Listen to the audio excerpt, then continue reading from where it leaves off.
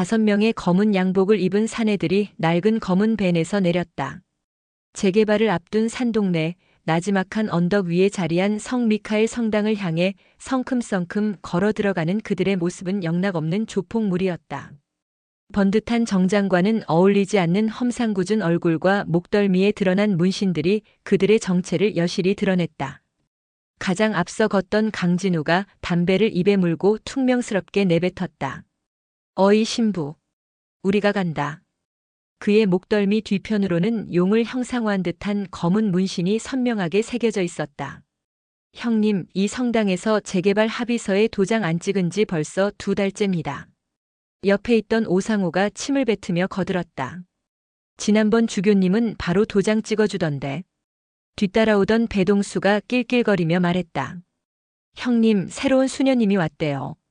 젊은 여자랍니다. 강진우의 눈이 번뜩였다. 여자라고? 그럼 더 재밌겠네. 5명의 사내들은 성 미카엘 성당 경내로 들어섰다. 낡고 쇠락한 산동네의 성당이었지만 그 안에는 아직 고요하고 평화로운 분위기가 깃들어 있었다. 하지만 이들의 등장과 함께 순식간에 삭막해졌다. 본당 앞에 도착한 강진우가 거칠게 문을 두드렸다. 본당 안에서는 60대의 요한 신부가 홀로 저녁 기도를 드리고 있었다. 희끗희끗한 머리카락과 주름진 얼굴에서 세월의 무게가 느껴졌지만 하느님을 향한 그의 믿음만큼은 여전히 순수했다. 갑작스러운 소란에 놀란 요한 신부가 조심스럽게 문을 열었다. 누구십니까? 강진우가 담배 연기를 요한 신부의 얼굴에 뿜으며 말했다. 아시잖아요, 우리 흑룡파인 거. 요한 신부의 얼굴이 순간 창백해졌다. 이 지역에서 흑룡파가 어떤 조직인지 모르는 사람은 없었다. 재개발을 빌미로 주민들을 괴롭히고 반대하는 사람들에게 폭력을 행사하며 악명을 떨치는 조직이었다. 흑룡파라니요, 우리 성당과는 상관없는. 상관없다고? 오상호가 비웃으며 요한 신부를 밀쳤다. 나이 많은 신부는 균형을 잃고 뒤로 비틀거렸다. 재개발 합의서에 도장 찍으라고 몇 번을 말해야 알아듣겠어. 배동수가 본당 안으로 밀고 들어오며 말했다. 이 동네 재개발 우리가 관리하고 있으니까 당연히 도장 찍어야지. 요한 신부가 떨리는 목소리로 대답했다. 우리 성당은 그런 일에 관여할 수 없습니다. 이곳은 하느님의 집입니다. 하느님의 집? 강진우가 키득키득 웃었다. 하느님도 재산권은 내셔야지, 안 그래? 다른 조직원들이 웃음을 터뜨렸다. 조직원 중 하나인 최민수가 본당 안을 둘러보며 말했다. 와, 이 성모 마리아상 좀 보세요. 이거 하나만 팔아도 재개발 합의금 몇 배는 나올 텐데. 그는 성모상에 손을 댔다. 요한 신부가 급히 앞으로 나서며 말했다. 그건 안 됩니다. 성물을 모독하시면 안 됩니다.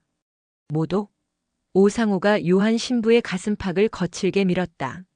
누가 누구를 모독한다고? 요한 신부가 뒤로 넘어지며 바닥에 주저앉았다. 무릎을 짚고 일어나려 했지만 몸이 떨려서 쉽게 일어서지 못했다. 아직도 상황 파악 못했네. 강진우가 요한 신부 앞에 쪼그려 앉으며 십자가상을 집어들었다. 이걸로 돈 벌면 되잖아요. 그는 십자가상으로 요한 신부의 머리를 툭툭 치기 시작했다. 그만하세요. 요한 신부의 눈에 눈물이 맺혔다. 하지만 조직원들은 더욱 거세게 본당을 어지럽히기 시작했다. 배동수가 제단 위에 놓인 촛대를 손으로 쳐서 넘어뜨렸다. 본당이 어두워지자 더욱 음산한 분위기가 되었다. 최민수가 성경책들을 바닥에 던졌다. 신성한 성경책들이 바닥에 흩어지며 짓밟혔다. 또 다른 조직원인 정우성이 십자가상을 발로 찼다. 십자가상이 흔들리며 넘어질 뻔했다. 그만하세요. 제발. 요한 신부가 울부짖었지만 조직원들은 오히려 더욱 신나했다. 신부님, 매달 재개발 합의금 5천만 원입니다. 강진우가 십자가상으로 요한 신부의 어깨를 내리쳤다. 요한 신부가 고통으로 신음했다. 정말 그런 돈이 없어요. 이곳은 신자도 몇 명 없는 작은 성당이라고요. 가난하다고? 오상호가 요한 신부의 뺨을 툭툭 치며 말했다. 그럼 천국 가고 싶으신가 보네. 그때 본당 밖에서 급한 발소리가 들려왔다.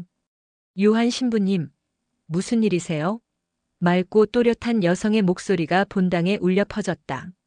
조직원들이 모두 입구 쪽을 바라보았다. 본당 문이 열리며 한 수녀가 서둘러 들어왔다. 30대 초반으로 보이는 그녀는 회색 수녀복을 입고 있었지만 그 옷단 안에 감춰진 아름다운 용모가 한눈에 들어왔다. 긴 속눈썹에 큰 눈, 오뚝한 콧날과 작은 입술. 수녀복을 입고 있지만 오히려 그 단정함이 그녀의 아름다움을 더욱 돋보이게 했다. 조직원들의 눈이 일제히 번뜩였다. 강진우가 담배를 입에서 빼며 말했다. 이런 미인이 있었네. 오상우가 입을 해벌레 벌리고 지젤 수녀를 위아래로 훑어보았다. 수녀치고는 너무 예쁜데? 이런 미인이 왜 성당에 있어? 지젤 수녀는 어질러진 본당과 바닥에 쓰러져 있는 요한 신부를 보고 순간 분노가 치밀었다. 하지만 감정을 억누르며 차가운 목소리로 말했다. 도대체 무슨 일입니까? 배동수가 희죽거리며 지젤 수녀에게 다가갔다. 아가씨도 수녀님이에요. 근데 왜 이렇게 예뻐요? 신성한 본당에서 무슨 짓을 하시는 거예요? 당장 나가세요. 지젤 수녀의 목소리에는 분노가 섞여 있었다. 성격도 있네. 강진우가 음흉한 미소를 지으며 담배를 바닥에 던졌다. 그런데 아가씨, 이런 미인이 왜 성당에서 썩고 있어요? 최민수가 지젤 수녀 주위를 빙빙 돌며 말했다. 아까워라 정말. 이런 몸매가 수녀복에 숨어 있다니. 무슨 소리예요? 지젤 수녀가 뒤로 물러서며 외쳤다. 하지만 조직원들은 더욱 흥미를 보였다. 오상우가 지젤 수녀에게 한 걸음 더 다가가며 말했다. 수녀님도 남자가 그리울 텐데 우리랑 재밌게 놀까요? 정우성이 지젤 수녀의 팔을 잡으려 했다. 건드리지 마세요. 지젤 수녀가 팔을 뿌리치며 소리쳤다. 하지만 조직원들은 점점 더 노골적으로 변했다. 겁먹지 마요. 수녀님도 남자 없이 어떻게 살아요? 강진우가 지젤 수녀의 다른 쪽 팔에 손을 뻗었다. 우리가 재밌게 놀아줄게요. 그때 오상우가 지젤 수녀의 수녀복 깃을 거칠게 잡아당겼다. 한번 보자. 이 예쁜 얼굴. 수녀복 깃이 당겨지면서 지젤 수녀의 어깨 앞쪽 쇄골 근처가 드러났다. 그 순간 조직원들의 눈이 동시에 커졌다. 지젤 수녀의 어깨에는 손바닥만 한 크기의 독수리 문신이 새겨져 있었다. 으르렁거리는 독수리의 표정이 매우 생생하고 정교했으며 마치 지금이라도 튀어나올 것 같은 위압감이 있었다. 이거 뭐야? 배동수가 놀라며 말했다. 수녀가 문신을 해? 최민수가 신기해하며 지젤 수녀의 문신을 더 자세히 보려 했다. 와, 이거 진짜 잘했네. 독수리가 살아있는 것 같아. 강진우가 더욱 흥미를 보이며 말했다. 이런 거친 문신을 하다니 더 마음에 드는걸. 조직원들은 문신의 진짜 의미를 알지 못했다. 그들에게는 단순히 멋진 독수리 문신 정도로만 보였다. 그들의 행동은 더욱 거세졌다. 오상우가 지젤 수녀의 어깨를 더 드러내려 했다. 아무래도 가짜 수녀 같은데? 문신도 하고 정우성이 음흉하게 웃으며 말했다. 그럼 더 재밌겠네. 진짜 수녀가 아니라면 상관없잖아. 지젤 수녀의 눈빛이 점점 차가워졌다. 국정원에서 받은 훈련이 몸속에서 꿈틀거리기 시작했다. 하지만 그녀는 이제 수녀였다. 폭력을 써서는 안 된다는 마음과 이 모독을 당할 수 없다는 분노 사이에서 갈등했다. 지금이라도 그만하세요. 지젤 수녀의 목소리가 낮아졌다. 그 목소리에는 지금까지와는 다른 차가운 기운이 담겨 있었다. 하지만 조직원들은 여전히 농담 삼아 대했다. 강진우가 지젤 수녀의 다른 쪽 어깨도 드러내려고 수녀복을 더 잡아당겼다. 마지막 경고입니다. 그만하세요. 지젤 수녀는 더 낮은 목소리로 경고했다. 뭘 그만해? 가만히 있어봐. 강진우는 지젤 수녀를 비웃으며 지젤 수녀의 얼굴에 손을 뻗었다. 예쁜 얼굴 만져나 보자. 그 순간이었다. 봉인되어 있던 지젤 수녀의 전투 본능이 되살아났다. 지젤 수녀의 손이 번개처럼 움직였다. 강진우의 손목을 정확히 잡아 비틀며 그를 바닥에 내동댕이 쳤다. 덩치 큰 남자가 한순간에 바닥에 쓰러졌다. 강진우가 고통스러운 비명을 질렀다. 다른 조직원들이 깜짝 놀라며 지젤 수녀를 바라보았다. 뭐야? 오상우가 당황하며 지젤 수녀에게 주먹을 날렸다. 지젤 수녀는 차가운 표정으로 그의 주먹을 간단히 피한 뒤 손날로 그의 목을 정확하게 가격했다. 우. 오상우가 의식을 잃고 쓰러졌다. 배동수와 최민수가 동시에 달려들었지만 지젤 수녀의 움직임은 마치 바람과 같았다. 배동수의 다리를 걸어 넘어뜨린 뒤 최민수의 명치를 정확히 가격했다. 으악! 두 명이 동시에 바닥에 쓰러졌다. 마지막 남은 정우성이 겁에 질린 표정으로 도망치려 했지만 지젤 수녀가 그의 뒤통수를 가볍게 쳤다. 정우성도 그 자리에서 쓰러졌다. 3분도 채 지나지 않아 5명의 조직원이 모두 바닥에 뻗어 있었다. 이게 뭐야? 강진우가 간신히 일어나며 중얼거렸다. 손목이 아직도 아팠다. 지젤 수녀가 차가운 눈빛으로 그들을 내려다보았다. 평소에 자비로운 수녀의 모습은 온데간데 없고 마치 다른 사람 같았다. 지금 당장 이 자리에서 사라지세요. 다신 이곳에 발을 들여놓지 마시고요. 수녀의 목소리는 낮았지만 강력한 위압감이 있었다. 조직원들은 겁에 질린 표정으로 서로를 바라보았다. 오상우가 비틀거리며 일어나 말했다. 형님, 이 여자 보통 여자가 아니에요. 닥쳐. 빨리 나가자. 강진우가 다른 조직원들을 재촉했다. 조직원들이 황급히 본당을 빠져나갔다. 조직원들이 사라진 후 본당에는 고요함이 찾아왔다. 지젤 수녀는 즉시 바닥에 쓰러진 요한 신부에게 다가가 부축했다. 요한 신부님 괜찮으세요? 많이 다치셨어요? 지젤 수녀님 고맙습니다. 당신 덕분에 요한 신부의 목소리는 아직 떨리고 있었다. 지젤 수녀가 요한 신부를 본당 한쪽에 앉게 한 뒤 어질러진 본당을 둘러보았다. 성모상은 넘어져 있고 성경책들은 바닥에 흩어져 있었다. 촛불은 꺼져 있고 향로는 뒤엎어져 있었다. 이놈들이 정말 지젤 수녀의 입에서 옛 말투가 살짝 나왔다. 하지만 곧 자신을 제어했다. 요한 신부님, 저들이 자주 와서 이런 짓을 했나요? 2달 전부터 매달 재개발 합의서에 도장 찍으라고 와서 협박을 했어요. 전에는 이렇게 심하지 않았는데 요한 신부가 한숨을 쉬며 말했다. 지젤 수녀의 표정이 어두워졌다. 그녀의 마음속에는 불안함이 자리 잡고 있었다. 오늘 일로 끝날 리 없다는 것을 알고 있었다. 다음에는 더 많은 사람을 데리고 올 것이고 그때는 더 큰 문제가 될 것이었다. 그날 밤 흑룡파 조직원들은 급히 행동대장에게 보고했다. 뭐? 여자 하나가 너희 5을 다 때려 눕혔다고. 흑룡파 사무실에서 행동대장 강철호의 차가운 목소리가 울려 퍼졌다. 30대 중반의 강철호는 키가 180cm가 넘는 큰 키에 단단한 근육질 몸매를 가지고 있었다. 얼굴 곳곳에는 칼자국과 상처들이 있었고 특히 왼쪽 눈 위로는 깊은 흉터가 있었다. 강진우가 부어오른 얼굴로 대답했다. 형님 죄송합니다. 하지만 그 여자 정말 이상합니다. 강철호가 담배를 입에 물며 말했다. 이상하다고? 오상우가 급히 끼어들었다. 움직임이 정말 빠르고 일반 사람 같지가 않았습니다. 마치 전투병기 같았어요. 배동수가 목을 문지르며 말했다. 그리고 예사롭지 않은 문신이 있었습니다. 문신? 강철호의 눈빛이 번뜩였다. 어깨에 독수리 문신이 새겨져 있었어요. 백두산 독수리 같은. 어깨 어디에? 강철호의 목소리가 갑자기 날카로워졌다. 앞쪽이요, 쇄골 근처에. 강철호가 무의식 중에 자신의 어깨를 만졌다. 그의 어깨에도 똑같은 자리에 똑같은 백두산 독수리 문신이 있었다. 하지만 설마 그럴 리는 없어라고 생각했다. 내가 직접 가볼게. 다음 날 검은색 벤에 강철호와 조직원 8명이 타고 성 미카엘 성당으로 향했다. 강철호는 창밖을 바라보며 어제 부하들이 한 말을 되새겼다. 독수리 문신 어깨 앞쪽 여자하지만 곧 고개를 저었다. 말이 안 돼. 그럴 리 없어. 30분 후 성 미카엘 성당에 도착했다. 강철호 일행이 성당 경내로 들어서자 낡고 쇠락한 산동네 성당의 고요했던 분위기는 순식간에 긴장감으로 바뀌었다. 강철호가 부하들에게 말했다. 내가 먼저 들어간다. 너희는 여기서 대기해. 형님 혼자 들어가시는 거예요? 강진우가 걱정스럽게 물었다. 어제 그 여자가 얼마나 위험했는지 떠올랐기 때문이었다.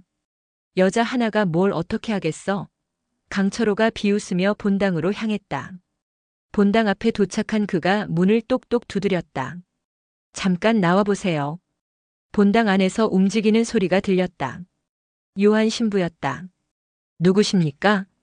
흑룡파 행동대장 강철호입니다. 어제 일로 왔습니다. 요한 신부의 얼굴이 창백해졌다. 우리 부하들에게 신뢰를 했다고 들었습니다. 좋은 말할 때 빨리 나오시죠. 그때 본당 안에서 다른 목소리가 들렸다. 요한 신부님, 제가 나가겠습니다. 여성의 목소리였다. 강철호의 몸이 순간 굳어졌다. 그 목소리 어디선가 들어본 것 같았다.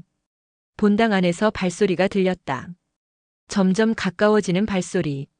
강철호의 심장이 빠르게 뛰기 시작했다. 본당 문이 완전히 열렸다. 한 수녀가 모습을 드러냈다. 30대 초반으로 보이는 아름다운 얼굴, 맑은 눈동자. 회색 수녀복을 입고 있었지만 그 속에 감춰진 강인함이 느껴졌다. 강철호와 지젤 수녀가 서로의 눈을 마주보는 순간 시간이 멈췄다. 강철호의 눈이 커졌다. 입이 살짝 벌어졌다. 지젤 수녀도 마찬가지였다. 온몸이 순간 경직되었다. 두 사람은 서로를 바라보며 말을 할 수 없었다. 5년. 5년이라는 세월이 흘렀지만 서로를 알아보는 데는 단 1초도 걸리지 않았다. 강철호의 머릿속이 하얘졌다. 지젤 정말 지젤이야? 지젤 수녀도 마찬가지였다. 철호 왜 여기에? 왜 이런 모습으로? 요한 신부가 두 사람의 이상한 반응을 눈치채고 말했다. 두 분이 서로를 아시는 건가요? 하지만 강철호와 지젤 수녀는 대답하지 못했다. 그저 서로를 바라보며 얼어있을 뿐이었다. 강철호의 마음속에 수많은 감정이 교차했다. 반가움, 놀라움, 당황, 그리고 부끄러움. 자신이 조폭이 된 모습을 지젤에게 보여주게 된 것에 대한 부끄러움이었다. 지젤 수녀도 마찬가지였다. 그리움, 충격, 슬픔, 그리고 의문. 철호야, 너 무슨 일이 있었던 거야? 두 사람의 눈에는 각각 다른 감정들이 스쳐갔다. 그 순간 두 사람의 머릿속에 과거의 기억이 동시에 떠올랐다. 지금으로부터 10여 년 전 대한민국 서울 외곽의 국정원 비밀훈련소. 차가운 새벽 공기가 폐부를 찔렀다. 해발 500m 고지에 위치한 훈련소에서는 30여 명의 국정원 비밀 요원들이 혹독한 훈련을 받고 있었다. 빨리 뛰어. 느린 놈은 저녁 굶는다. 교관의 거친 고함 소리가 훈련장에 울려 퍼졌다. 그 중에서도 유독 눈에 띄는 두 명이 있었다. 김지혜와 박철호. 둘 다 20대 중반으로 어린 시절부터 국가의 보호 아래 자라난 고아 출신이었다. 지혜는 여성이지만 남성들을 압도하는 체력과 격투 실력을 가지고 있었다. 철호는 냉정한 판단력과 뛰어난 사격 실력으로 유명했다. 축하한다. 너희 둘이 이번 기수 최고 성적이다. 훈련소 소장 이정훈 실장이 지혜와 철호 앞에서 말했다. 특별한 임무를 위한 최정예 부대에 선발됐다. 두 사람은 서로를 바라보았다. 3년간의 혹독한 훈련을 함께 견뎌온 동료였다. 임무는 대한민국 안보를 위협하는 중요 인물 제거다. 이 실장이 두 사람의 어깨에 손을 올리며 말했다. 너희는 이제 일반적인 요원이 아니다. 대한민국의 검은 그림자가 되는 것이다. 그날 두 사람은 특별한 의식을 거쳤다. 어깨에 백두산 독수리 문신을 새기는 것이었다. 이 문신은 최정예 암살 요원만이 가질 수 있는 영예다. 문신을 새기는 동안 지혜와 철호는 서로의 손을 꽉 잡았다. 고통을 함께 견디며 더욱 끈끈한 동료가 되었다. 그런 두 사람에게 가장 큰 영향을 준 사람은 강대현 교관이었다. 40대 중반의 강 교관은 철호의 멘토였다. 철호가 보육원에 있을 때부터 돌봐준 아버지 같은 존재였다. 철호야, 너는 좋은 마음을 가진 아이다. 강 교관이 철호의 어깨에 손을 올리며 말했다. 그 마음을 잃지 마라. 어떤 상황에서도 말이다. 강 교관의 눈빛에는 깊은 슬픔이 담겨 있었다. 지혜도 강 교관을 존경했다. 여성이라는 이유로 차별받을 때마다 강 교관이 보호해 주었기 때문이었다. 지혜야, 너는 특별한 아이다. 힘이 세다고 해서 약한 사람을 괴롭히는 사람이 되어서는 안 된다. 네, 교관님. 그 후 5년 동안 두 사람은 함께 수많은 임무를 수행했다. 국내외 요인 경호, 테러 진압, 정보 수집 등 잔혹한 임무들이었지만 두 사람은 조국에 대한 충성심으로 버텨왔다.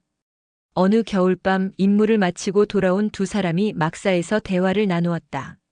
지혜야, 가끔 이런 생각이 들어. 철호가 조심스럽게 말했다. 어떤 생각? 우리가 정말 옳은 일을 하고 있는 건가?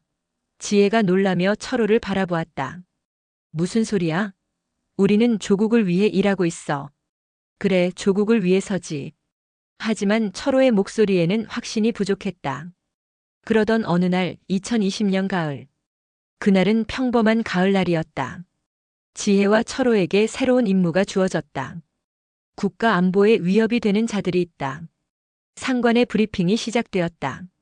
신원은 비밀이다. 현장에서 확인하고 즉시 제거하라. 몇 명입니까? 철호가 물었다.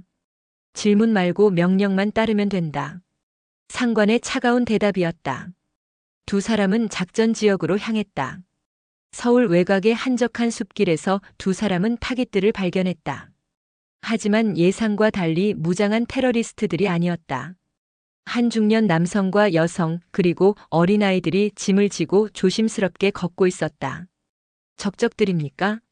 지혜가 망원경으로 보며 중얼거렸다.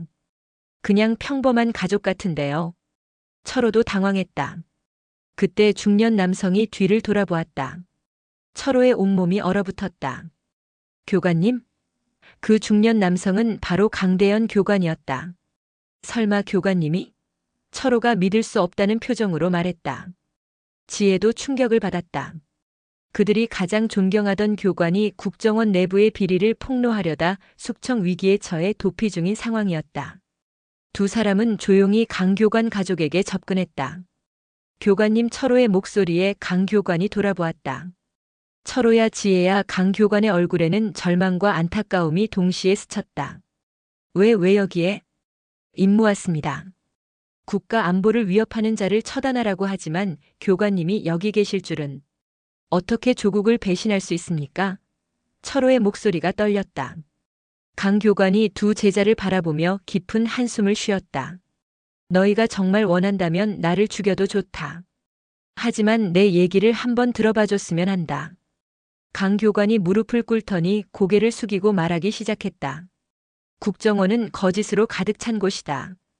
우리가 지금까지 믿어온 모든 것은 다 거짓이야. 철호와 지혜가 동시에 놀랐다. 무슨 뜻입니까? 국정원이 우리에게 가르쳐준 진실, 그것은 모두 조작된 거야. 강 교관의 목소리는 떨렸지만 확신에 차 있었다. 국정원은 썩었고 그 안에서 정의는 죽었어. 숨겨진 비리가 너무 많다. 더 이상 순수한 마음으로 일할 수 없는 곳이야. 그럴 리 없습니다. 지혜가 반박했다. 우리가 배운 건 그게 아니었어요. 나도 그렇게 생각했어. 하지만 내 눈으로 직접 확인했다. 그리고 국정원은 너네가 상상할 수 없을 만큼 끔찍한 일들을 저지르고 있다. 강 교관의 표정이 어두워졌다. 내 주변 사람들이 하나씩 사라지고 있다. 사라진다는 게? 철호가 물었다. 의심되는 사람들은 가차없이 숙청하고 있어. 나도 이미 감시 대상이고. 그래서 떠날 수밖에 없었다. 지혜와 철호가 서로를 바라보았다. 김 중대장도 이소령도 박 교관도 모두 사고로 죽었다고 했지만 실제로는 강 교관이 말을 잇지 못했다. 그래서 가족들을 데리고 피하는 거야. 더 늦으면 우리 모두 죽어. 그 순간 철호의 마음이 흔들렸다. 철호는 이미 조금씩 국정원에 대해 의심하고 있던 상황이었고 평생 아버지처럼 여긴 교관의 말에 마지막 방아쇠가 눌렸다.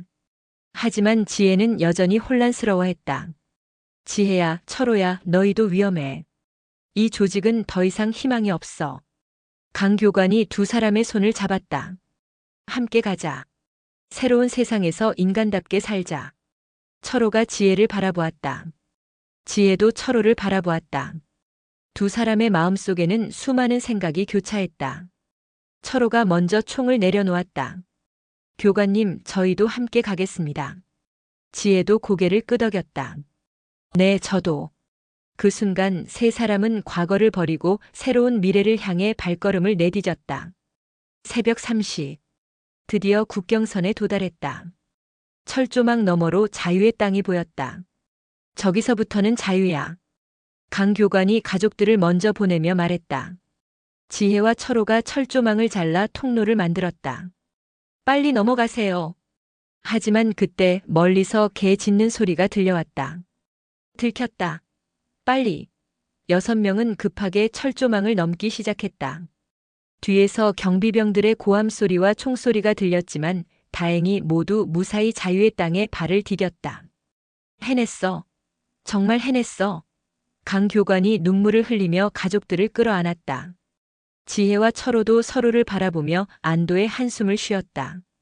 2개월 후 6명은 중국을 거쳐 한국에 도착했다. 철호와 지혜는 하나원에 입소했다. 하나원은 탈북자들이 한국 사회에 정착할 수 있도록 돕는 정부 기관이었다. 이곳에서 3개월 동안 한국어 교육, 문화적 훈련, 직업 교육 등을 받았다. 여기는 정말 자유로워. 지혜가 신기해하며 말했다. 정말 감시하는 사람이 없네. 철호도 조심스럽게 주변을 둘러보며 말했다. 하나원에서의 3개월은 두 사람에게 희망을 주었다. 친절한 교육생들과 상담사들이 한국 생활에 대해 자세히 알려주었다. 곧 사회에 나가서 정말 자유로운 삶을 살 수 있을 거예요. 상담사가 격려해 주었다. 드디어 하나원 교육을 마친 철호와 지혜는 작은 원룸에서 새로운 삶을 시작했다.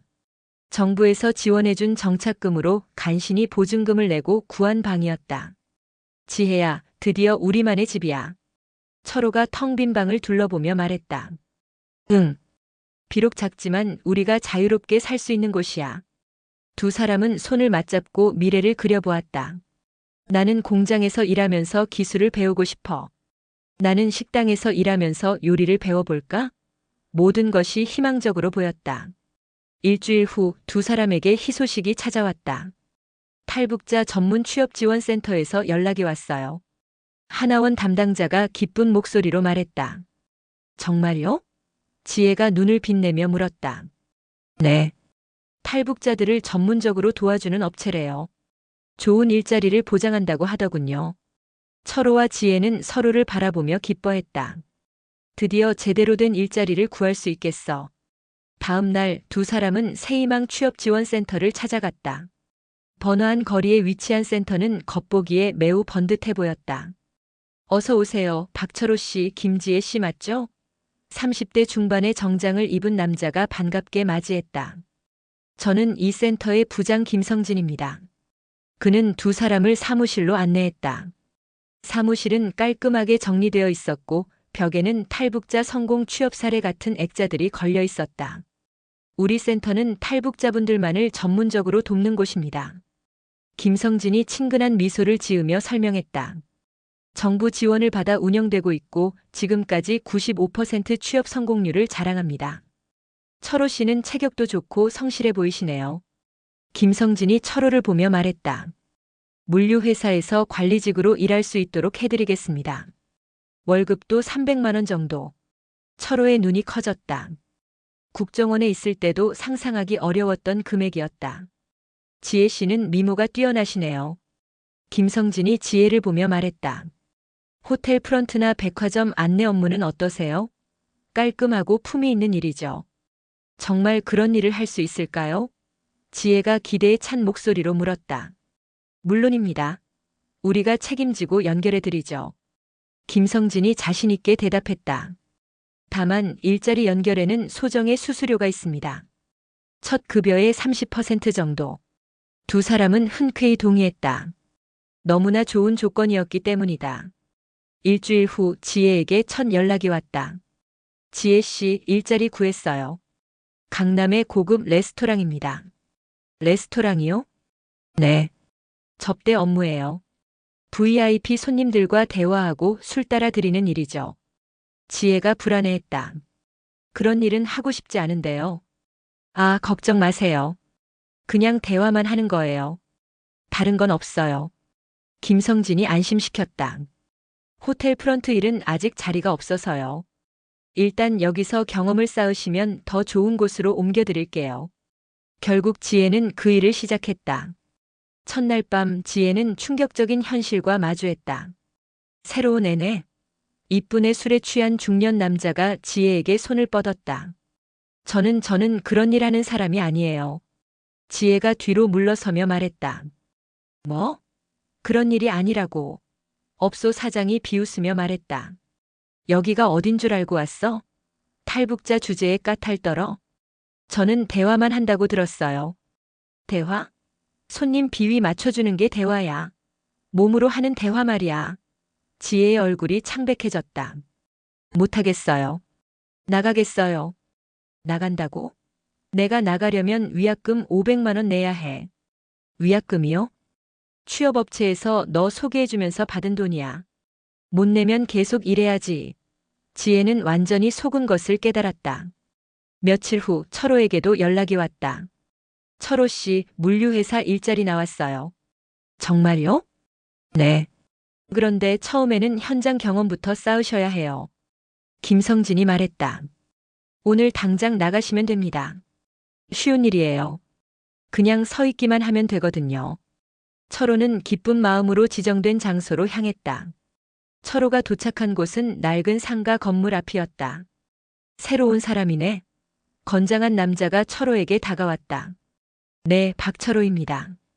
좋아. 오늘 일은 간단해. 저 할머니 집에 가서 돈 받아오는 거야. 돈이요? 응. 밀린 월세 받으러 가는 거야. 너는 그냥 옆에서 있기만 하면 돼. 철호는 이상하다고 생각했지만 일단 따라갔다. 낡은 다세대 주택 앞에서 남자가 문을 두드렸다. 할머니, 돈 준비됐어요? 문이 열리자 70대 할머니가 나왔다. 아직 준비가 안 됐어요. 뭐? 또 안 됐다고. 남자의 목소리가 거세졌다. 일주일 전에도 같은 소리 했잖아요. 그때 철호는 깨달았다. 이것은 월세가 아니라 불법 사채업이었다. 할머니, 이자까지 포함해서 500만 원이에요. 그런 돈이 어디 있어요? 제발 조금만 기다려주세요. 할머니가 울먹이며 말했다. 철호의 가슴이 아팠다. 국정원에서 무고한 사람들을 해치지 않으려고 그 조직을 나왔는데 여기서도 똑같은 일을 하고 있었다. 못 내면 이 집 넘겨받을 거예요. 남자가 협박했다. 철호가 견딜 수 없어서 말했다. 그만하세요. 할머니가 이렇게 힘들어 하시는데. 뭐? 너 누구 편이야? 남자가 철호를 째려보았다. 돈이 그렇게 급하시면 다른 방법을 찾아보세요. 다른 방법? 이 새끼가 지금 나한테 가르치려고 해? 남자가 철호의 가슴팍을 밀었다. 하지만 철호는 꿈쩍도 하지 않았다. 국정원 비밀 요원 출신이었기 때문이었다. 그만하고 돌아갑시다. 철호가 차가운 목소리로 말했다. 그날 저녁 철호와 지혜는 각자의 끔찍한 경험을 나누었다. 지혜야, 우리 완전히 속았어. 나도 그래. 이게 뭐야? 두 사람은 다음날 취업업체를 찾아갔다. 이게 무슨 일입니까? 철호가 김성진에게 따졌다. 약속과 완전히 다르잖아요. 김성진이 비웃으며 대답했다. 약속? 무슨 약속? 관리직이라고 하셨잖아요. 관리직 맞잖아. 할머니들 관리하는 거. 김성진이 조롱하듯 말했다. 지혜도 분노했다. 저는 호텔 프런트라고 하셨어요. 호텔? 맞네. 러브호텔. 김성진과 다른 직원들이 웃음을 터뜨렸다. 당신들이 여기서 뭘 할 수 있겠어? 김성진이 두 사람을 업신여기며 말했다. 탈북자 주제에 까탈 떨어? 무슨 소리예요? 철호가 화를 냈다. 소리? 사실 아니야? 김성진이 더욱 노골적으로 모욕했다. 내까짓게 한국에서 뭘 할 수 있겠어? 그냥 시키는 대로 해. 제발 다른 일자리를 소개해 주세요. 지혜가 간청했다. 다른 일자리? 너희 같은 북한 새끼들한테 줄 일자리가 어디 있어? 순간 사무실이 조용해졌다. 철호의 눈빛이 차갑게 변했다. 지금 뭐라고 하셨죠? 못 들었어? 북한 새끼라고 했어. 김성진이 도발적으로 말했다. 여기서 살려면 우리 말 들어야지. 불만 있으면 북한으로 다시 가든지. 이 자식이 철호는 더 이상 참을 수 없었다. 국정원 비밀 요원 시절 받은 훈련이 몸속에서 꿈틀거렸다. 김성진의 멱살을 잡고 벽에 밀어붙였다. 감히 우리를 뭘로 보는 거야? 야, 야, 야, 뭐해? 다른 직원들이 놀라서 소리쳤다. 하지만 철호의 분노는 멈출 수 없었다. 사무실 안을 완전히 뒤집어 엎었다. 책상을 뒤엎고 컴퓨터를 바닥에 내던졌다. 우리를 우롱하지 마. 경찰 불러. 빨리. 김성진이 비명을 질렀다. 30분 후 경찰이 도착했다. 누가 신고했습니까? 저 북한 놈이 우리 사무실을 박살냈어요. 김성진이 손가락질하며 말했다. 재물 피해가 심각합니다. 체포해 주세요. 철호는 체포되었다. 지혜가 울면서 따라갔지만 어쩔 수 없었다. 철호야, 철호야. 하지만 철호는 뒤돌아보지 않았다. 자신의 분노를 후회하지 않았기 때문이었다. 철호는 1년 동안 감옥에서 지냈다. 감옥에서도 탈북자라는 이유로 따돌림을 당했다. 야, 빨갱이. 다른 죄수들이 철호를 괴롭혔다. 감옥에서 철호는 더욱 차가운 사람이 되었다. 이 나라도 국정원이랑 똑같아. 썩었어. 철호의 마음속에는 분노와 절망만 남았다. 철호가 감옥에 간 동안 지혜는 혼자 버텨야 했다. 하지만 탈북자라는 낙인 때문에 어디서도 제대로 된 일을 구할 수 없었다. 탈북자요?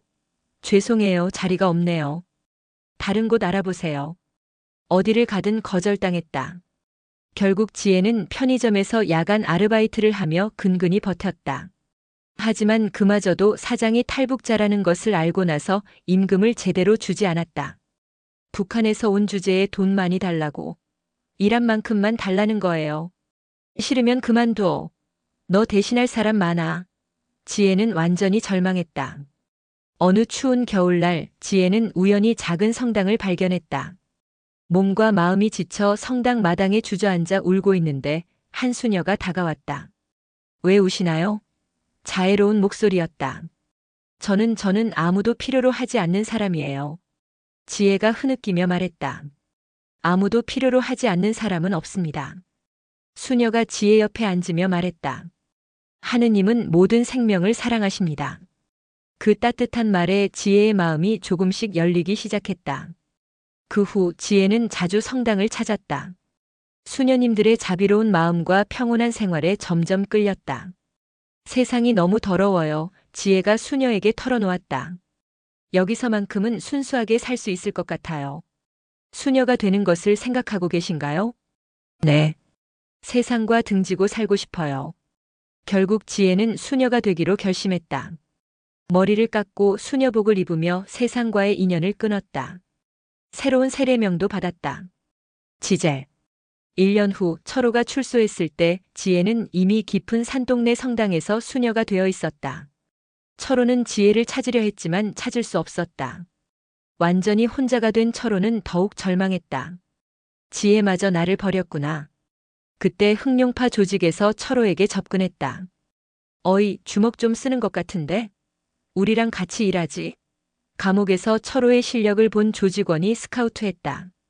철호는 더 이상 선택의 여지가 없었다. 좋아. 그렇게 철호는 조폭이 되었다. 그렇게 두 사람이 한국에 온 지 5년이 흘렀다. 지혜는 낡은 산동네에서 지젤 수녀가 되어 평온한 삶을 살았고 철호는 도시에서 흑룡파 행동대장이 되어 거친 삶을 살았다. 그 같은 꿈을 꾸며 함께 대한민국으로 왔던 두 사람이 완전히 다른 길을 걷게 된 것이다. 그리고 오늘 운명처럼 두 사람은 다시 만나게 됐다. 지젤 수녀의 목소리에 강철호가 과거의 기억에서 벗어났다. 철호 강철호의 목소리가 떨렸다. 5년 동안 너를 얼마나 찾았는지 알아? 지젤 수녀의 눈에 눈물이 고였다. 나도 너를 그리워했어. 그럼 왜 떠났어? 왜 아무 말도 없이? 강철호의 목소리에 원망이 섞여 있었다. 나는 더 이상 이 세상에서 살 수 없었어. 지젤 수녀가 떨리는 목소리로 대답했다. 순수하게 살고 싶었어. 강철호가 쓰게 웃었다. 순수하게? 철호야, 넌 대체 왜 이렇게 변한 거니? 지젤 수녀가 간절하게 물었다. 강철호가 자신의 손을 바라보며 말했다. 이 나라도 국정원이랑 똑같아. 다 썩어 빠졌어. 강철호의 목소리가 차가워졌다. 힘없으면 짓밟히고 약하면 무시당해. 지젤 수녀가 강하게 반박했다. 그래, 너의 마음은 이해해. 하지만 아무리 그래도 지금 너의 모습은. 강철호가 비웃으며 말했다. 내가 감옥에서 1년 동안 뭘 배웠는지 알아? 강한 놈이 살아남는다는 거야. 착한 놈은 호구 취급받는다는 거야. 강철호가 일어서며 본당을 둘러보았다. 너는 여기 숨어서 현실을 모르는 거야. 숨었다고. 지젤 수녀도 일어서며 말했다. 나는 도망친 게 아니야. 다른 방법을 찾은 거야. 다른 방법이라고. 강철호가 도전적으로 말했다. 수녀가 되어서 기도나 하는 게 내가 찾은 방법이야? 너 처음 한국 올 때 이렇게 살려고 왔어? 지젤 수녀가 강철호에게 울먹이며 다가가 말했다. 철호야, 우리가 왜 그곳을 떠났는지 기억해? 무고한 사람들을 해치기 싫어서였잖아. 강철호의 표정이 잠깐 흔들렸다. 무고한 사람들을 해치지 않으려고 목숨 걸고 자유를 찾았잖아. 그건 그런데 지금 너는 뭘 하고 있어? 지젤 수녀의 목소리가 간절해졌다. 무고한 주민들을 협박하고 괴롭히고 죄 없는 이런 성당에 들어와 재개발 합의를 강요하고. 강철호가 말문이 막혔다. 우리가 국정원에서 거부했던 그 일을 내가 여기서 하고 있잖아. 강철호의 온몸이 굳어졌다. 그 말이 가슴 깊숙이 박혔다. 우리가 목숨 걸고 지키려던 게 뭔지 잊었어? 지젤 수녀의 눈에서 눈물이 흘러내렸다. 양심이야, 철호야. 무고한 사람을 해치지 않는 마음이야. 강철호가 주저앉으며 머리를 감쌌다. 나는 어쩔 수 없었어. 한국 사람들이 우리를 무시했어. 탈북자라고 했어. 강철호가 괴로워하며 말했다. 그래서 힘을 길러야 한다고 생각했어. 그래서 무고한 사람들을 괴롭히는 게 해답이야? 지젤 수녀가 강철호 옆에 앉으며 말했다. 우리를 무시한 사람들과 똑같은 사람이 되는 게 답이야? 그럼 어떻게 살아야 하는데? 강철호가 절규하듯 말했다. 약하게 살면서 계속 당하기만 해야 해? 약하다고. 지젤 수녀가 강철호를 바라보며 말했다. 철호야, 진정한 강함이 뭔지 알아? 진정한 강함은 약한 사람을 보호하는 거야. 지젤 수녀의 목소리가 따뜻해졌다. 강대현 교관님이 우리에게 가르쳐 주신 거 기억해? 강철호가 고개를 들어 지젤 수녀를 바라보았다. 힘이 세다고 해서 약한 사람을 괴롭히면 안 된다고 하셨잖아. 지젤 수녀가 강철호의 손을 잡았다.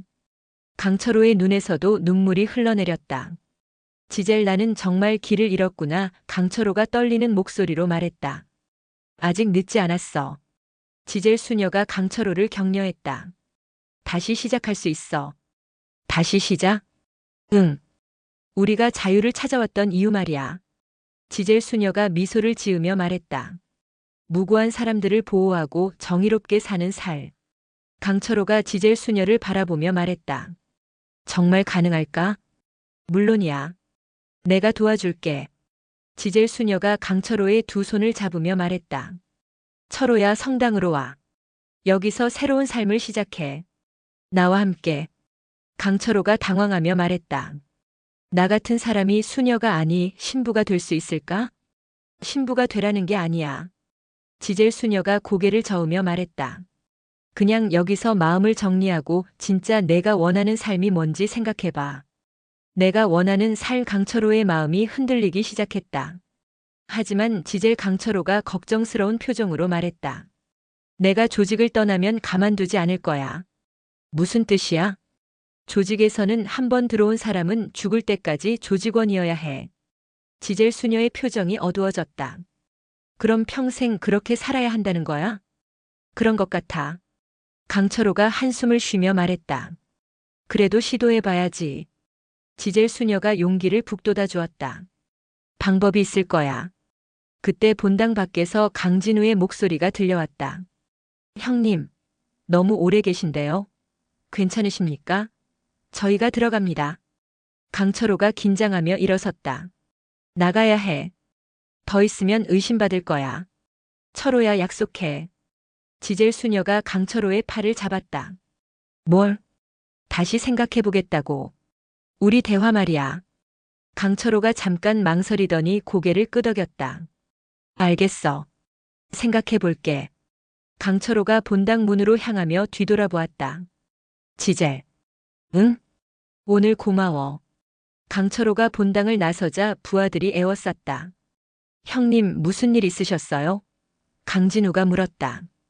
일단 돌아간다. 그냥 돌아가요? 어제 우리가 당했는데? 시끄러워. 명령이야. 강철호의 목소리에는 평소와 다른 무언가가 있었다. 부하들은 의아해했지만 더 이상 묻지 않았다. 차에 타고 돌아가는 길에 강철호는 계속 생각했다. 나는 지금 뭘 하고 있는 거지? 본당에서 지젤 수녀는 한참 동안 서 있었다. 요한 신부가 조심스럽게 다가와 물었다. 지젤 수녀님 괜찮으세요? 네, 괜찮습니다. 하지만 지젤 수녀의 마음은 복잡했다. 철호야, 제발 올바른 선택을 해줘. 3일이 지났다. 마침내 강철호는 결심했다. 조직을 떠나기로. 하지만 쉽게 나갈 수 있을지는 의문이었다. 일단 지젤에게 가서 상의해보자. 강철호는 다시 성 미카엘 성당으로 향했다. 이번에는 혼자서. 본당 앞에서 강철호가 조심스럽게 문을 두드렸다. 지젤 나야 철호야. 곧 문이 열리며 지젤 수녀가 나타났다. 혼자 왔어? 응. 이번에는 정말 대화하러 왔어. 지젤 수녀의 얼굴에 희망이 번졌다. 들어와. 본당에 들어온 강철호가 지젤 수녀 앞에 앉았다. 지젤 3일 동안 계속 생각했어. 내 말이 맞아. 우리가 왜 자유를 찾아왔는지. 지젤 수녀가 감동하며 강철호의 손을 잡았다. 정말 그렇게 생각해? 응. 철호의 목소리가 떨렸다. 철호야, 지젤 수녀의 눈에 눈물이 고였다. 그럼 이제 어떻게 할 거야? 강철호가 깊은 숨을 들이쉬며 말했다. 조직을 나가고 싶어. 정말? 응. 그리고 정말 가능하다면 여기서 새로운 시작을 하고 싶어. 지젤 수녀가 기뻐하며 일어섰다. 정말 다행이야. 내가 도와줄게. 하지만 쉽지 않을 거야. 강철호가 걱정스러운 표정으로 말했다. 조직에서 쉽게 놓아주지 않을 거야. 그래도 시도해봐야지. 방법이 있을 거야. 그래. 일단 두목에게 직접 말해볼게. 강철호가 결심에 찬 표정으로 말했다. 나가고 싶다고. 그때 요한 신부가 차를 끓여와서 두 사람에게 건넸다. 두 분의 대화를 들으니 정말 다행입니다. 요한 신부가 자애로운 미소를 지으며 말했다. 사람은 언제든지 새로 시작할 수 있습니다. 감사합니다, 신부님. 강철호가 정중히 인사했다. 저 같은 사람도 받아주실 수 있을까요? 물론입니다. 하느님은 모든 중생을 품으십니다. 지젤 수녀가 강철호를 바라보며 말했다. 철호야, 우리 정말 새로운 시작을 해보자. 응, 지젤. 두 사람은 서로의 손을 잡고 미소 지었다. 그때 본당 밖에서 거친 발소리가 들려왔다. 여러 명이 함께 오는 소리였다. 강철호의 표정이 굳어졌다. 본당 문이 거칠게 열렸다. 흑룡파 두목 박용태가 조직원 7명과 함께 들어왔다. 40대 초반의 박용태는 키가 크고 눈빛이 매서웠다. 얼굴 전체에 흉터가 있었고 특히 입 옆에 큰 흉터가 인상적이었다. 어이 철호야. 여기서 뭐하고 있어? 박용태의 목소리는 차갑고 위협적이었다. 두목님, 어떻게 여기를 강철호가 당황하며 일어섰다. 너를 못 믿겠어서 따라왔지. 박용태가 본당 안을 둘러보며 말했다. 얼마 전부터 이상했어. 성당도 그냥 두지 않나, 딴 생각을 계속하지 않나. 그는 지젤 수녀를 보며 음흉한 미소를 지었다. 이 예쁜 수녀 때문이었구나. 두목님, 그게 아니라. 닥쳐, 이 자식아. 박용태가 강철호를 제지했다. 너 이 여자랑 무슨 관계야? 사귀는 강철호가 말문이 막혔다. 지젤 수녀와의 관계를 말할 수도 없고 거짓말을 할 수도 없었다. 답이 없네. 박용태가 강철호에게 다가가며 말했다. 너 이 여자랑 뭔가 있지? 아님, 거짓말하지 마. 내 표정 다 보여. 박용태가 지젤 수녀를 바라보며 말했다. 이 여자가 너를 꼬셨나?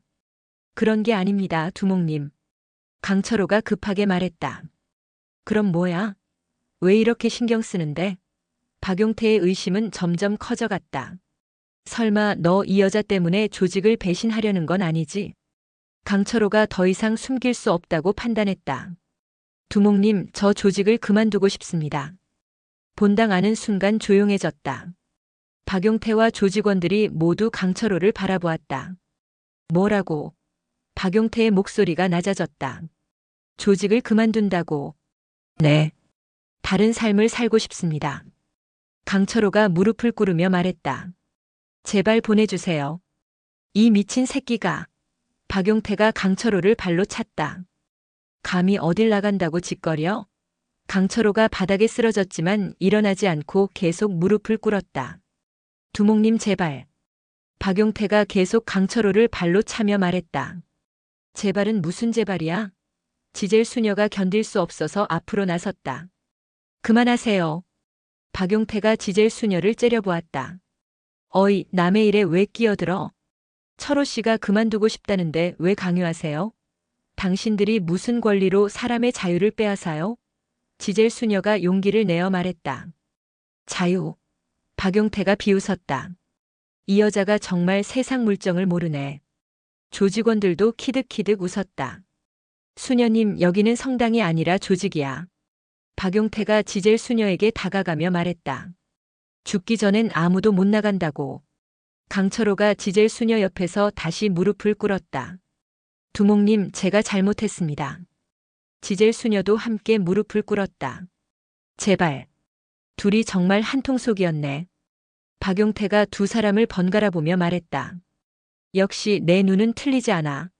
조용히 살겠습니다. 강철호가 간절하게 말했다. 조용히? 박용태가 강철호의 머리를 발로 찼다.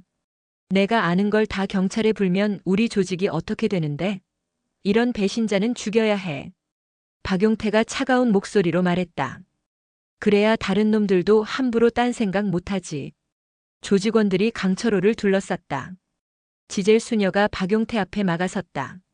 안 돼요. 제발. 제발 그만하세요. 그 순간 박용태가 지젤 수녀를 자세히 보더니 음흉한 미소를 지었다. 그럼 내가 한 가지 제안할까?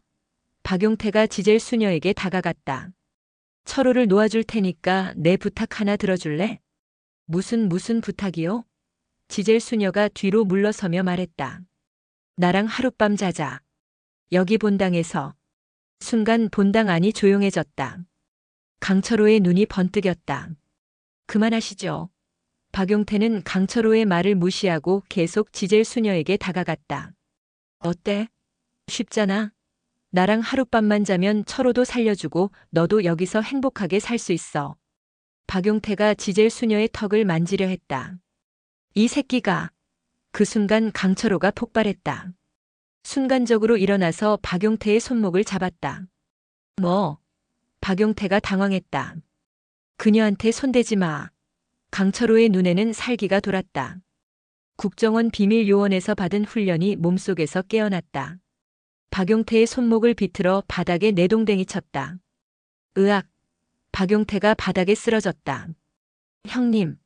조직원들이 일제히 강철호에게 달려들었다. 하지만 강철호는 이미 다른 사람이 되어 있었다. 국정원 비밀요원 시절 받은 5년간의 혹독한 훈련이 몸속에서 깨어났다. 첫 번째로 달려든 강진우의 주먹이 강철호의 얼굴을 향해 날아왔다. 강철호는 고개를 살짝 옆으로 틀어 주먹을 피했다. 동시에 왼손으로 강진우의 손목을 잡고 오른손으로 그의 팔꿈치 관절을 역방향으로 밀었다. 으악! 뼈가 어긋나는 소리와 함께 강진우가 비명을 질렀다.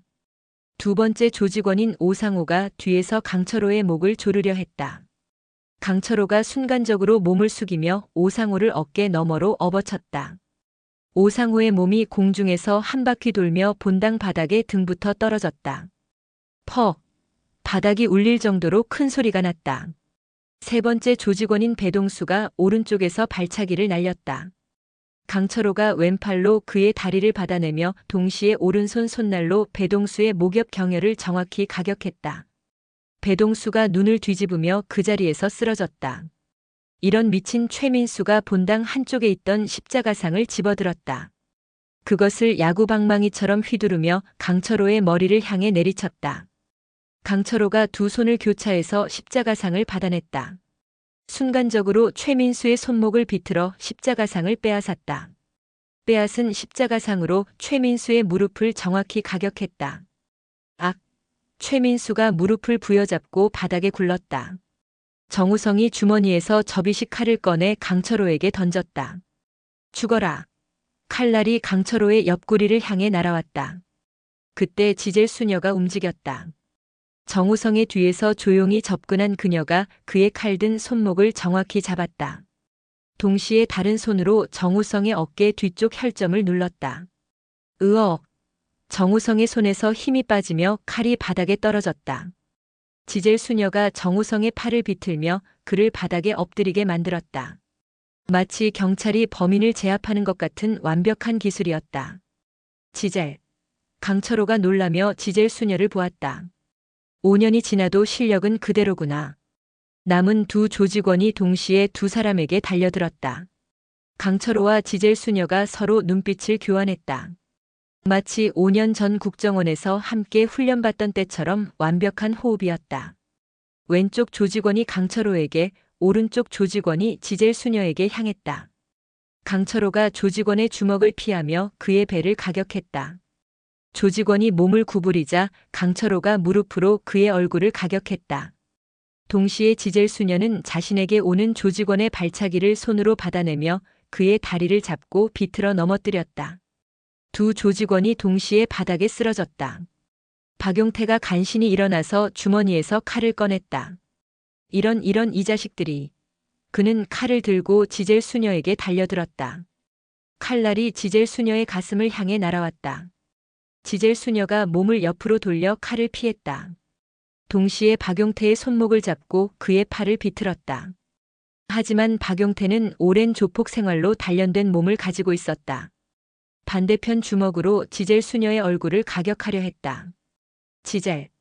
강철호가 재빠르게 달려와 박용태의 주먹을 막았다. 두 남자가 격렬하게 몸싸움을 벌였다. 박용태가 무릎으로 강철호의 배를 차려 했지만 강철호가 다리로 막아냈다. 강철호가 박용태의 목을 잡고 그를 벽에 밀어붙였다. 끝났어, 넌. 하지만 박용태가 마지막 발악으로 숨겨둔 작은 칼을 꺼내 강철호의 옆구리를 찌르려 했다. 지젤 수녀가 그것을 보고 박용태의 손목을 정확히 가격했다. 아! 박용태의 손에서 칼이 떨어졌다. 강철호와 지젤 수녀가 동시에 박용태를 제압했다. 강철호가 박용태의 팔을 비틀어 등 뒤로 돌렸고 지젤 수녀가 그의 다리를 걸어 넘어뜨렸다. 박용태가 얼굴부터 바닥에 떨어졌다. 박용태가 코에서 피를 흘리며 신음했다. 강철호가 박용태의 등에 무릎을 올리고 그를 완전히 제압했다. 이제 정말 끝이야. 본당 바닥에는 7명의 조직원들이 모두 쓰러져 있었다. 어떤 이는 의식을 잃었고 어떤 이는 고통스럽게 신음하고 있었다. 강철호와 지젤 수녀는 나란히 서서 그들을 내려다보았다. 두 사람 모두 숨이 약간 거칠어졌지만 다친 곳은 없었다. 다신 이곳에 발을 들여놓지 마. 강철호가 차가운 목소리로 경고했다. 그리고 이 근처에서도 아예 꺼져. 지젤 수녀도 단호하게 말했다. 만약 이 근처에서 너희들을 다시 보게 되면 가만두지 않을 거야. 박용태와 조직원들이 비틀거리며 본당을 빠져나갔다. 그들의 차 시동 소리가 멀어져 갔다. 본당에는 다시 고요함이 찾아왔다. 강철호와 지젤 수녀가 서로를 바라보았다. 지젤. 응? 철호야, 이제 정말 자유야. 두 사람은 서로를 끌어안았다. 5년 만에 찾은 진정한 자유였다. 요한 신부가 감동하며 두 사람을 바라보았다. 정말 다행입니다. 하느님이 도와주셨네요. 요한 신부님 감사합니다. 강철호가 깊이 고개를 숙이며 말했다. 저 같은 사람을 받아주셔서. 무슨 말씀을요? 하느님은 모든 중생을 품으십니다. 일주일이 지났다. 강철호는 그동안 성 미카엘 성당에서 지내며 마음을 정리했다. 지젤 수녀와 요한 신부와 함께 일상을 보내며 진정한 평화가 무엇인지 깨달았다. 어느 저녁 강철호가 지젤 수녀에게 말했다. 지젤, 나도 신부가 되고 싶어. 정말? 지젤 수녀의 얼굴에 기쁨이 번졌다. 응. 너와 함께 여기서 새로운 삶을 살고 싶어. 하지만 철호야, 신부가 되는 건 쉬운 일이 아니야. 알고 있어. 하지만 나는 진심이야. 강철호의 눈빛에는 확신이 담겨 있었다. 이곳에서 정말 깨끗하게 살고 싶어. 며칠 후 강철호가 신부가 되는 날이 왔다. 요한 신부가 직접 강철호의 머리를 깎아주었다. 가위 소리가 본당에 조용히 울려 퍼졌다. 검은 머리카락이 하나씩 바닥에 떨어졌다. 강철호가 거울을 보며 자신의 변해가는 모습을 바라보았다. 지젤 수녀가 옆에서 지켜보며 눈물을 글썽였다. 철호야, 후회하지 않아? 전혀. 강철호가 미소를 지으며 대답했다. 이게 우리가 찾던 진짜 자유야. 머리를 다 깎고 회색 신부복을 입은 강철호가 지젤 수녀와 나란히 앉았다. 지젤, 솔직히 말하면 이게 우리가 꿈꿨던 한국 생활은 아니잖아. 강철호가 조심스럽게 말했다. 지젤 수녀가 고개를 끄덕였다. 그러게. 우리가 원한 건 이런 게 아니었지. 평범하게 일하고 가정을 꾸리고 자유롭게 사는 것. 하지만 철호야, 지젤 수녀가 강철호의 손을 잡으며 말했다. 원하는 삶은 아니었지만 옳은 삶을 살 수 있어. 강철호가 지젤 수녀의 말을 곰곰이 생각해 보았다. 옳은 삶이라. 그래. 지젤 수녀가 계속 말했다. 죄 없는 사람들을 괴롭히지 않아도 되고 거짓으로 가득 찬 세상에서 벗어날 수 있고. 강철호가 지젤 수녀의 말을 이어받았다. 그렇게 생각하니까 나쁘지 않네. 두 사람이 서로를 바라보며 미소 지었다. 이제야 진짜 자유를 찾은 것 같아. 요한 신부가 강철호에게 새로운 세례명을 지어주었다. 앞으로는 베드로라고 부르겠습니다. 베드로요? 네. 굳건한 믿음으로 새 삶을 살라는 뜻입니다. 강철호, 이제는 베드로 신부가 깊이 고개를 숙였다. 감사합니다, 신부님. 베드로 좋은 이름이네요. 해가 지고 본당에 은은한 촛불이 켜졌다. 지젤 수녀와 베드로 신부가 나란히 십자가상 앞에 무릎을 꿇었다. 두 사람이 함께 합장하며 깊이 절했다. 하느님 감사합니다. 지젤 수녀가 진심으로 말했다. 저희에게 진정한 평화를 찾을 수 있게 해주셔서. 베드로 신부도 감격하며 말했다. 저희에게 새로운 기회를 주셔서. 두 사람의 목소리가 본당에 울려 퍼졌다. 서로를 바라보며 기도를 마친 두 사람이 서로를 바라보았다. 촛불이 두 사람의 얼굴을 따뜻하게 비춰주었다. 우리 정말 많이 돌아왔구나. 그러게. 하지만 결국 우리가 찾던 곳에 도착했어. 두 사람이 동시에 미소 지었다. 그 미소에는 지난 5년간의 고통과 슬픔이 모두 녹아 있었다. 그리고 앞으로의 희망도 함께 담겨 있었다.